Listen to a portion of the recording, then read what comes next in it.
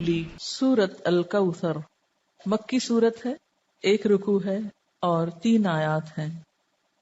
اس سورت کا دوسرا نام سورت النحر بھی ہے۔ اس کے شان نزول میں ایک روایت آتی ہے، دلائل النبوہ میں ہے کہ جس شخص کی اولاد یعنی بیٹا مر جائے تو عرب اس کو ابتر کہتے تھے۔ ابتر کہتے ہیں جڑ کٹے کو، کہ اس کی نسل ختم ہو گئی۔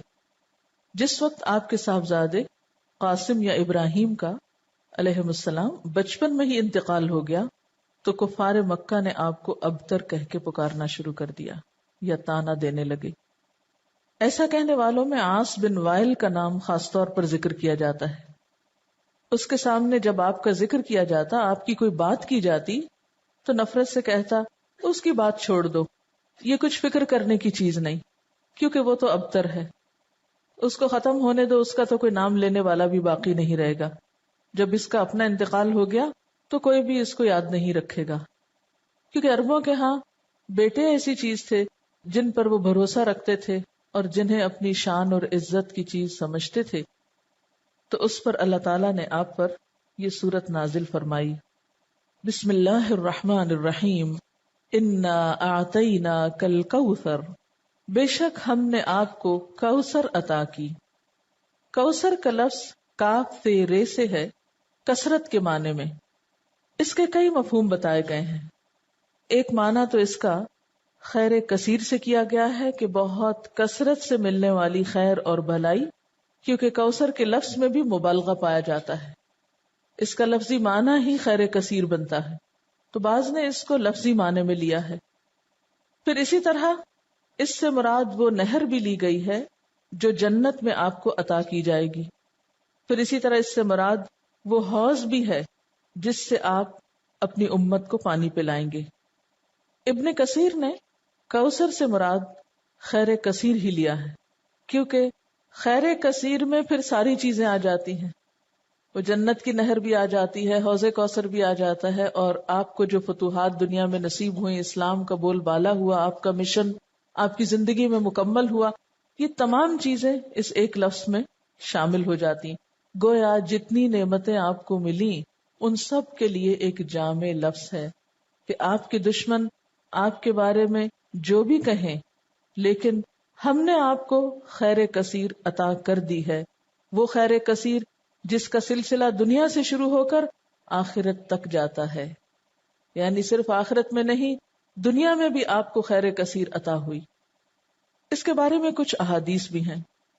حضرت انس کہتے ہیں کہ ایک روز آپ صلی اللہ علیہ وسلم مسجد میں ہمارے درمیان تھے، اچانک آپ پر ایک قسم کی نیند یا بے ہوشی سی طاری ہوئی، پھر ہنستے ہوئے آپ نے سر مبارک اٹھایا۔ ہم نے پوچھا، اے اللہ کے رسول صلی اللہ علیہ وسلم، آپ کے ہنسنے کا سبب کیا ہے؟ آپ نے فرمایا کہ مجھ پر اس وقت ایک سورت نازل ہوئی ہے، یعنی اس سورت کے نازل ہونے پر آپ مسکرائے۔ پھر آپ نے بسم اللہ کے ساتھ یہ سورت کوثر پڑھ کر سنائی۔ پھر فرمایا، تم جانتے ہو کوثر کیا چیز ہے؟ ہم نے کہا اللہ و رسولہ عالم۔ آپ نے فرمایا یہ ایک نہر ہے جس کا میرے رب نے مجھ سے وعدہ فرمایا ہے، جس میں خیر کثیر ہے، اور وہ حوض ہے جس پر میری امت قیامت کے روز پانی پینے کے لیے آئے گی۔ اس کے پانی کے پینے کے برتن آسمان کے ستاروں کی تعداد میں ہوں گے۔ اس وقت بعض لوگوں کو فرشتے حوض سے ہٹا دیں گے تو میں کہوں گا میرے پروردگار یہ تو میری امت ہے۔ اللہ تعالیٰ فرمائے گا آپ نہیں جانتے کہ ان لوگوں نے آپ کے بعد کیسا دین اختیار کیا، یعنی نام آپ کا لیتے تھے لیکن طریقے آپ والے نہیں تھے۔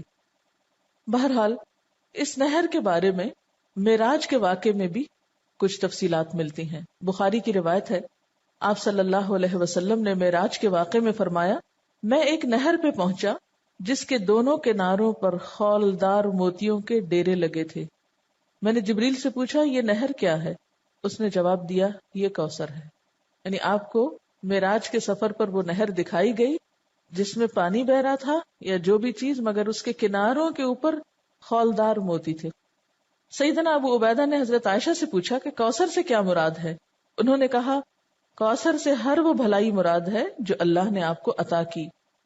ابو بشیر کہتے ہیں کہ میں نے سعید بن جبیر سے کہا، یعنی مختلف لوگ اس کے بارے میں سوال جواب کرتے رہے کہ لوگ کہتے ہیں کہ کوثر جنت میں ایک نہر کا نام ہے۔ سعید نے جواب دیا جنت والی نہر بھی اس بھلائی میں داخل ہے جو اللہ نے آپ کو عطا کی ہے۔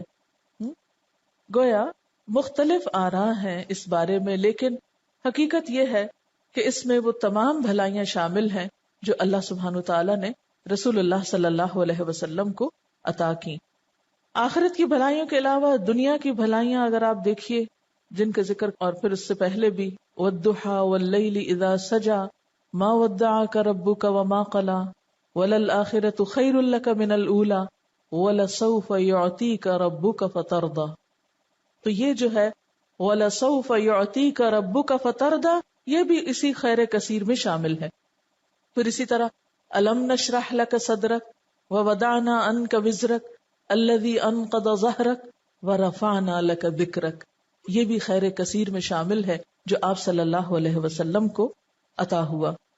آپ کو قرآن جیسی نعمت دی گئی اور صحابہ کرام جیسے مخلص ترین ساتھی عطا ہوئے جنہوں نے اپنی جانیں قربان کر کے اس مشن کو پروان چڑھایا جو آپ اللہ کی طرف سے لے کر آئے تھے۔ اب بات یہ ہے کہ جب بھی کسی کو کوئی نعمت ملے تو اسے کیا کرنا چاہیے؟ اس کا حق ادا کرنا چاہیے۔ اور کسی نعمت کا حق کب ادا ہوتا ہے؟ جب انسان اللہ کی مرضی اور اطاعت کے کام کرتا ہے۔ اس لیے فرمایا فَصَلِّ لِرَبِّكَ وَانْحَرْ، پس نماز پڑھیے اپنے رب کے لیے اور قربانی کیجیے۔ اس سے ایک بہت بڑے سوال کا جواب ملتا ہے کہ اللہ کا شکر کیسے ادا کیا جائے۔ آپ کو بھی خیر کثیر مل رہی ہے، قرآن کی نعمت، تو اس کے شکرانے کے لیے بھی خاص نوافل پڑھنے ہیں، ٹھیک ہے، اور اس کے ساتھ صدقہ بھی کرنا ہے، کیونکہ اسی طرح شکرانہ ادا کیا جاتا ہے۔ ایک طرف بندہ اللہ کا حق نہ بھولے اور دوسری طرف بندوں کا نہ بھولے۔ عام طور پر اس موقع پر خوشی منائی جاتی ہے اور پھر خوشی منانے میں سب کچھ اپنے اوپر ہی خرچ کر لیا جاتا ہے۔ یہ صرف چند ظاہری مخصوص چیزوں سے خوشی منانے کا تصور سامنے آتا ہے، جبکہ خوشی منانے کے کئی طریقے ہیں، اور خاص طور پر محروم لوگوں کو ایسے موقعوں پہ یاد رکھنا۔ مسلمان کی زندگی میں تو جو بھی خوشی کا موقع آتا ہے وہ تنہا نہیں مناتا اس کو، اسی لیے چھوٹی عید ہو بڑی عید ہو دونوں میں آپ نمازیں پڑھتے ہیں، ایک میں صدقہ فطر ادا کرتے ہیں، دوسرے میں قربانی کرتے ہیں، اس کے علاوہ بھی جو بن پڑے یتیموں، غریبوں، مسکینوں اور ضرورت مند افراد کو دیتے ہیں۔ اور یہی اصول رکھیے زندگی بھر، جب بھی کوئی نعمت ملے فَصَلِّ لِرَبِّكَ، اپنے رب کے لیے نماز پڑھیے، جھک جائیے، وَانْحَرْ، اور قربانی کیجیے۔ نحر بنیادی طور پر اونٹ کی قربانی کو کہا جاتا ہے، یعنی قربانی ٹھیک ٹھاک قسم کی۔ اونٹ سب سے بڑا جانور ہے نا، تو اپنی حیثیت کے مطابق جو بھی اللہ توفیق دے۔ اسی لیے کہا جاتا ہے کہ حضرت عبداللہ بن عمر نے شاید سورۃ البقرہ کے خاتمے پر 7 اونٹ ذبح کیے تھے۔ عربوں کے ہاں سب سے بڑی دولت اونٹ تھی، ان کی متاع یہی تھی، اور کسی کو آنر دینا ہوتا تو اس کے آنے پر اس کی مہمانی میں اونٹ ذبح کیا کرتے تھے، مرغی بکری نہیں بلکہ اونٹ۔ تو اسی طرح صدقے کا جو انتہائی تصور ہے، یہ بڑی سے بڑی چیز اللہ کی راہ میں دینا ہے، وہ کیا ہے؟ جو بن پڑے میکسیمم انسان کو دینے میں وہ دے اللہ کے راستے میں۔ وَانْحَرْ، اور قربانی کیجیے، یعنی نحر سے مراد اونٹ کی قربانی، اور اس کا مسنون طریقہ کیا ہے کہ اس کا پاؤں باندھ کر حلقوم میں نیزہ مارا جاتا ہے، کھڑا کر کے اس کو قربان کیا جاتا ہے، اسی سے پتہ چلتا ہے۔ ویسے تو قربانی کے لیے اور لفظ بھی آتے ہیں نا، لیکن یہاں نحر سے خود بخود واضح ہو رہا ہے کہ یہ اونٹ کی، کیونکہ صرف اونٹ کو اس طرح ذبح کیا جاتا ہے، باقی جانوروں کو لٹا کے ذبح کیا جاتا ہے۔ اور ویسے بھی آپ صلی اللہ علیہ وسلم کو حکم تھا قل ان صلاتی ونسکی ومحیای ومماتی للہ رب العالمین، تو فصل لربک، دکھاوے کی نماز نہیں، وہ جو پچھلی صورت میں آئی ہے الذین ھم یراؤن ویمنعون الماعون۔ ایک تو اپنے اندر کے حرص اور بخل ختم کرنے ہیں، اور دوسری طرف دکھاوے کی نماز نہیں، فصل لربک کرنی ہے، ونحر، اور قربانی بھی اپنے رب کے لیے کرنی ہے۔ نتیجہ کیا نکلے گا؟ ان شانئک ھو الابتر، دشمنوں کو اللہ خود سنبھال لے گا، برا چاہنے والے خود مصیبت میں گرفتار ہو جائیں گے۔ عموماً کیا ہوتا ہے جب انسان کو نعمت ملتی تو ساتھ ہی حاسد بھی پیدا ہو جاتے ہیں نا، ساتھ ہی جیلسیز شروع ہو جاتی ہیں، خواہ دین کی نعمت ملے یا دنیا کی ملے، یہ ایک انڈرسٹوڈ سی بات ہے۔ تو آپ صلی اللہ علیہ وسلم صادق اور امین تھے، لوگوں کی آنکھوں کا تارا تھے۔ جب سے آپ کو نبوت ملی، ابو جہل ابو لہب ناراض ہو گئے، ساری حمایتوں سے دستکش ہو گئے، اپنے ہی خاندان کے لوگ مخالف اور دشمن ہو گئے، ادھر اہل کتاب دشمن بن گئے۔